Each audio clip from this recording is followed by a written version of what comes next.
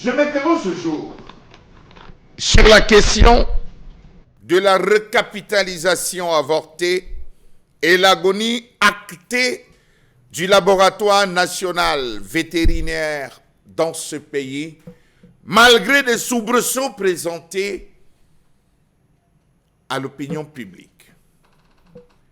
Quelle peut être encore à ce jour la valeur du LANAVET, créé par décret numéro 83/479 du 8 octobre 1983. Le laboratoire qui a été créé en 1983 a été érigé en société à capital public depuis 2021, autant pour moi, qui avait pour unique actionnaire l'État du Cameroun. Il est placé sous la tutelle technique du ministère de l'Élevage, des Pêches et des Industries animales et sous la tutelle financière du ministère des Finances.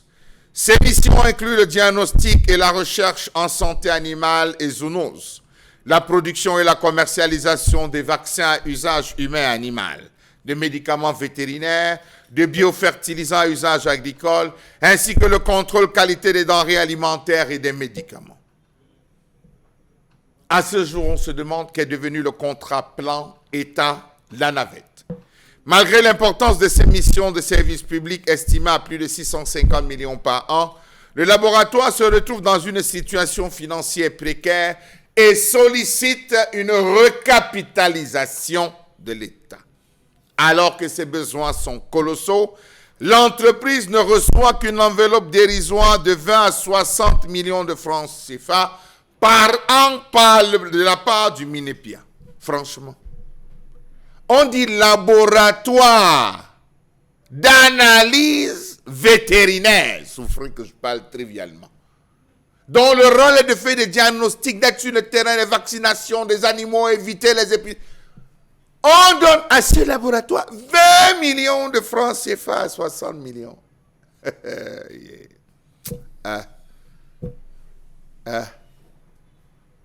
Franchement.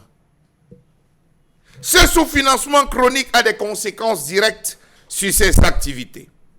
Les équipements de production datant de sa création il y a 44 ans sont obsolètes et les pièces de rechange sont parfois introuvables, les fabricants ayant cessé leur activité.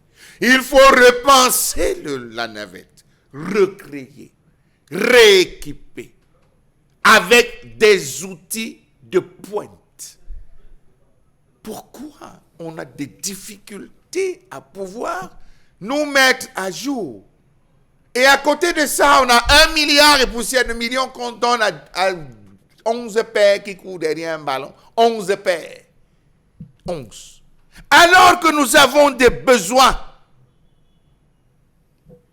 Peut-on dire à ce jour que ce laboratoire aura procédé comme le stipulait ses missions à la fabrication des produits d'origine biologique, notamment vaccins, sérums, antigènes? Oui, on nous a dit qu'entre 2020 et 2023, ils ont même fait des chiffres. Mais pour quel type d'effort?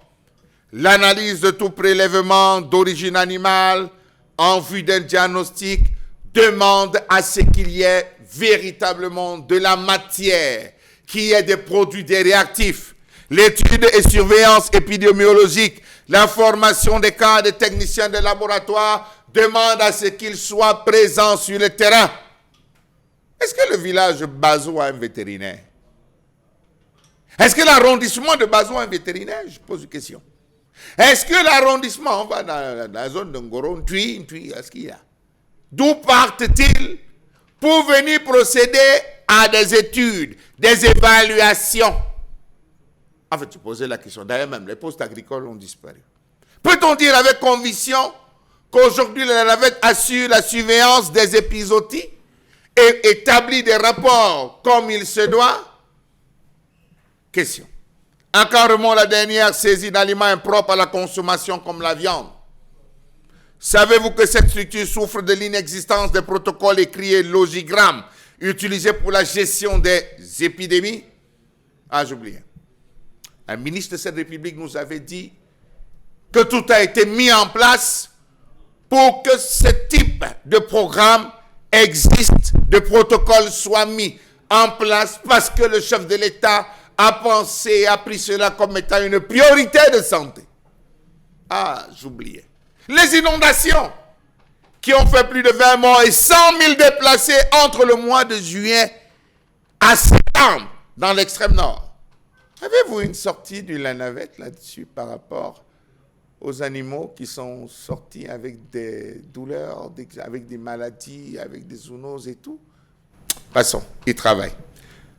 Il faut dire qu'aujourd'hui, il souffre d'une absence criante de formation continue pour les principaux acteurs de la riposte en cas d'épidémie. Le laboratoire national vétérinaire du Cameroun ne parvient pas à augmenter sa production de vaccins, à générer des revenus substantiels, tout en jouant un rôle crucial dans la santé animale et la sécurité alimentaire au Cameroun, en dépit de la vétusté de ses équipements et de la perte de son capital social. Savez-vous que la capacité de production normale du laboratoire national vétérinaire de 100 millions de doses de vaccins par an, mais avec la vieillesse des équipements de production, l'entreprise fonctionne au 1/5 pour une production de 20 millions de doses de vaccins et diluants par an. Des efforts ont été faits, il faut le préciser par le gouvernement. Ils ont dit des efforts. Mais sur le terrain, on parle de toute autre chose. D'une absence de fonds alloués à la gestion des épidémies et des pandémies et à l'absence des activités d'expertise en cas d'épidémie.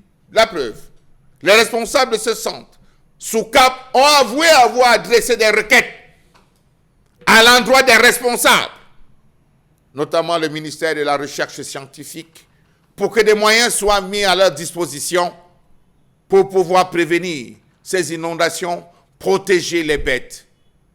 Hélas, c'est entre la réception, le service courrier et le cabinet de Madame le ministre. Comment comprendre que pour avoir l'expertise d'un acteur de la navette, il faut dépenser des sommes faramineuses? Savez-vous que le docteur Abel Watt, directeur général de la navette, dans un élan de transparence, avait sollicité un audit financier dépendant de l'Union européenne? Cet audit a confirmé la faillite de la navette depuis des années, une vérité qui avait été dissimulée. Savez-vous que de 2000 à 2019, l'État avait placé la navette sous contrat plan, lui accordant une subvention annuelle de 300-500 millions de francs CFA, permettant ainsi de gérer les salaires et autres charges sans difficulté. À l'arrivée du nouveau directeur, cette subvention, entre guillemets, avait connu beaucoup de circuits questionnables. Les recommandations de l'audit avaient exigé la fermeture de l'entreprise, sa privatisation, sa recapitalisation avant décembre 2020.